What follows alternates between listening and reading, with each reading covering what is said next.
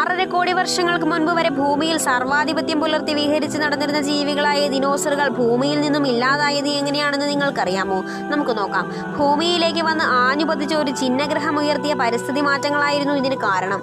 ഇതിൽ പ്രധാന കാരണമായത് ചിഹ്നഗ്രഹ പതനത്തെ തുടർന്നുണ്ടായ ഭീകരൻ പൊടിപടല വ്യാപനമാണ്. ചൊവ്വയുടെയും വ്യാഴത്തിന്റെയും ഇടയ്ക്കുള്ള അതിർത്തിയിൽ സ്ഥിതി ചെയ്യുന്ന ചിഹ്നഗ്രഹ മേഖലയുടെ പുറമതിർത്തിയിൽ നിന്നാണ് ഗ്രഹം എത്തിയത്. പ്രത്യേകതരം രാസഘടനയുള്ളതിനാൽ ഇരുണ്ട നിറത്തിലാണ് ഈ മേഖലയിലെ ചിഹ്നഗ്രഹങ്ങൾ കാണപ്പെടുന്നത്. ഇതിലൊന്നാണ് ഭൂമിയിൽ പതിച്ച് ദിനോസർ യുഗത്തിന് അന്ത്യമേകിയത്. മെക്സിക്കോയിലെ യുക്കാട്ടൻ മേഖലയിലുള്ള 145 കിലോമീറ്റർ വിസ്തീർണമുള്ള ചിക്സിലബ് എന്ന പടുകുഴിയിൽ ഈ ചിഹ്നഗ്രഹത്തിന്റെ അവശിഷ്ടങ്ങളുണ്ട്. 2000 ഗിഗാട്ടൺ പൊടിയാണ് പിന്നീട് ഉയർന്നു പൊങ്ങിയത്. എവറസ്റ്റ് കൊടുമുടി ഭാരത്തിന്റെ 11 മടങ്ങാണിത്. 15 വർഷം വരെ പൊടി അന്തരീക്ഷത്തിൽ നിലനിന്നിരുന്നു. ഇതുമൂലമുണ്ടായിരുന്ന കാലാവസ്ഥ വ്യതിയാനമാകാം കനത്ത നാശത്തിന് വഴിയൊരുക്കിയതെന്നും പറയപ്പെടുന്നു. ദിനോസറുകൾ നശിച്ചത് ചിഹ്നഗ്രഹം വീണത് മൂലമല്ലെന്നും മറിച്ച് അഗ്നിപർവ്വത വിസ്ഫോടനം മൂലമാണെന്നും വാദിക്കുന്നവരുണ്ട്.